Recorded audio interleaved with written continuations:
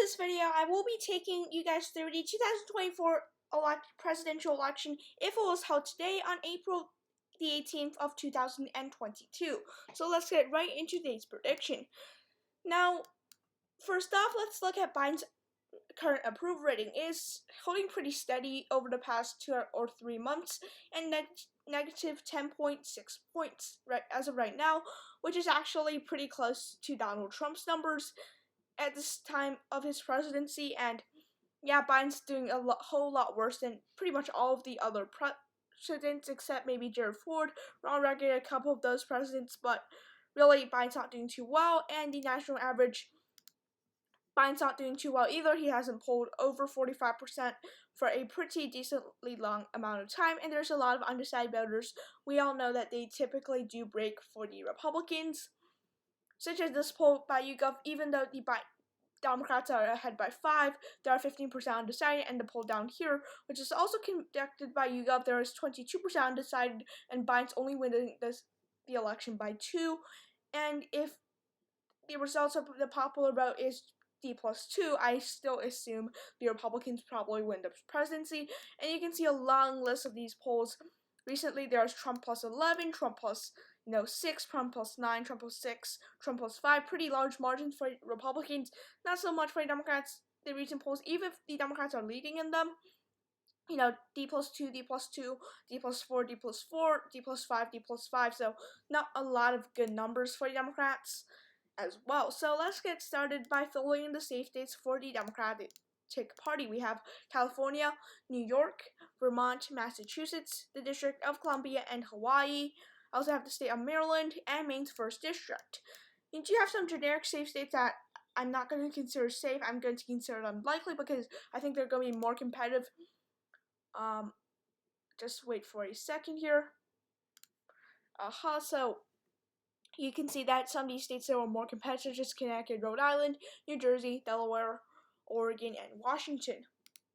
Well, for Republicans, I do think that they'll carry every single one of those safe states that they carried in 2020, plus a few additions, of course, because of the national environment and all that stuff. So, yeah, this is what you see in most of my predictions.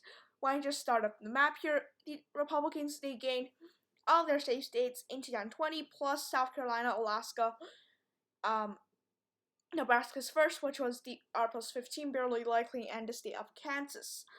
So these are all states in which Trump won by at least 10%, but I'm also going to add in Iowa, Ohio. This is probably a hot take. Some people may disagree, but just given Biden's approval, the national average not really looking good for Democrats. Yeah, I just think the Democrats are not going to be doing as well here, but the Democrats are going to win quite a few likely states as well. A lot of these states, they're going to go likely for Democrats.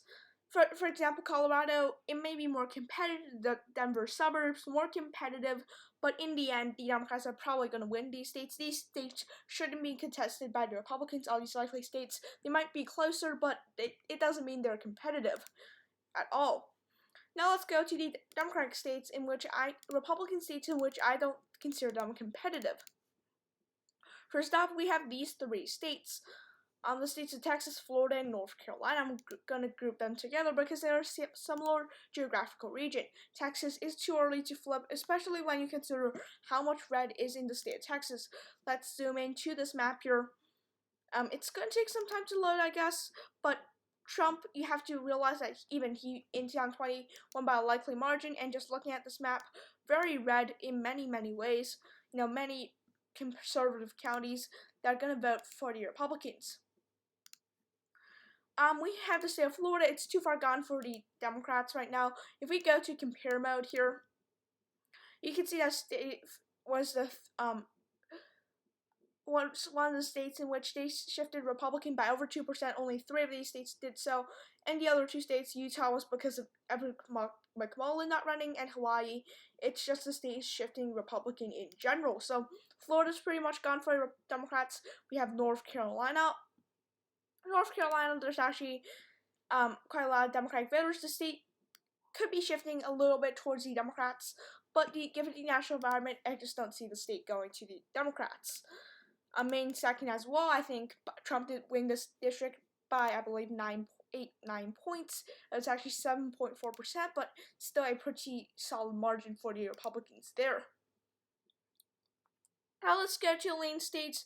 There's a couple lean states on both sides I'm pretty confident about, but there's also Virginia. Actually, it's lean, not likely. Sorry, I made that mistake.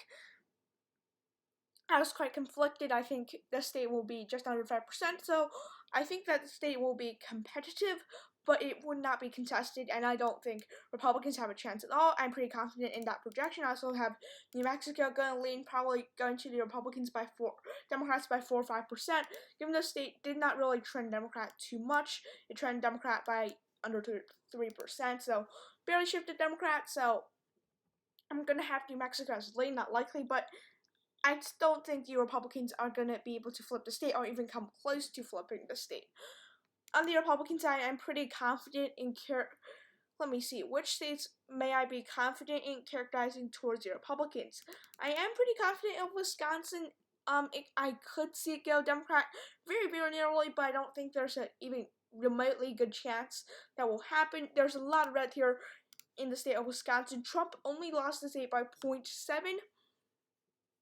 And there's still a lot of rural areas in which Trump could gain ground. You can see not a lot of super dark red here, so, and the Democrats, they only really have 2 population centers, and Trump lost the state by 20,000 votes, not exactly a huge margin.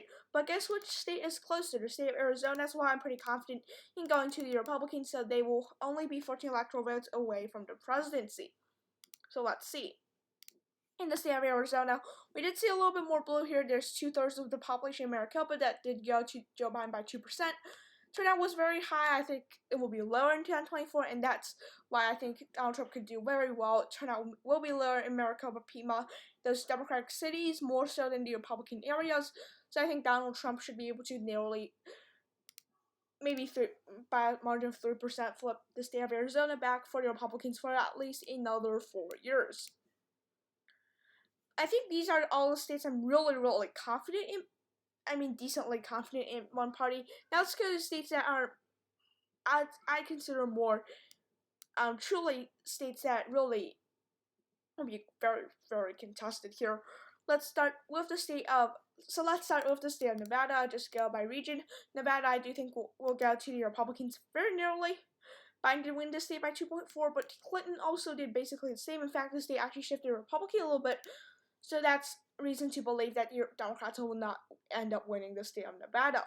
I'm actually tempted to go lean. Actually, I'll go lean because of the national environment. But yeah, I'm going to go to the next state, the state of Georgia, which on this map will be the tipping point state. I think it will be tilt because the Atlanta suburbs, they're trending massively towards Trump. I mean, 2016, Trump won the state by 5.1, but Biden was able to win the state in 2020. So there was a likely margin shift. You can see that these Atlanta suburbs, there's a lot of red in most of these maps as well, but really you need to maybe understand Cobb, Gwinnett, these counties, they make up a huge population in the states, and that's why, although you see the red areas somewhat even consolidating, we do have the Democrats ended up winning in this election, at least in the state of Georgia, that is.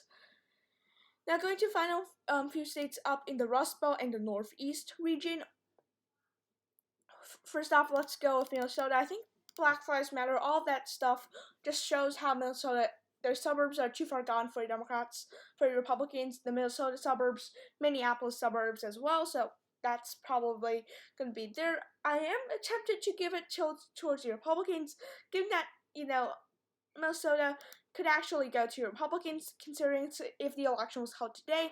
Not very good for the Republicans as well. In fact, for that reason, I could see Minnesota going tilt, and I could see Georgia going lean. That is being a little bit more generous to the Republicans, but that is possible very much. So if Minnesota's going red by tilt margin, I think Michigan's going to go red by lean margin. The state voted towards the right of Minnesota by a margin of over 4%, and Pennsylvania voted to the right of Michigan, so that should also be in the lean column as well. All 4 of these states share a lot of similarities by the region, by how competitive they are. These 3 states typically are more Republican.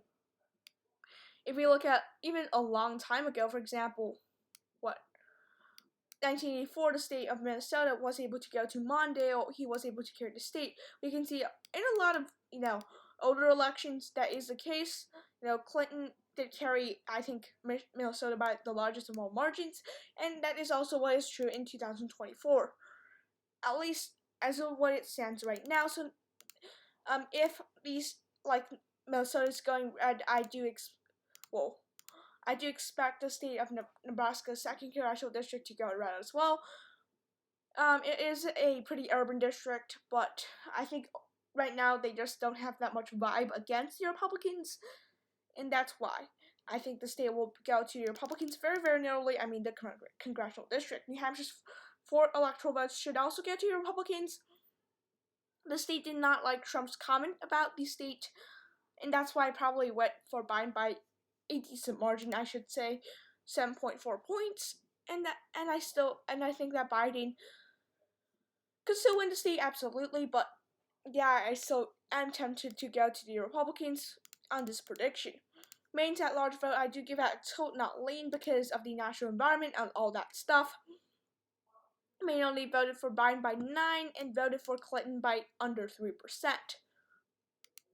So yeah, this does finish up this electoral map, with the Republicans getting 327 electoral votes, with a Republican president, of course. Thanks for watching this video. Be sure to like and subscribe.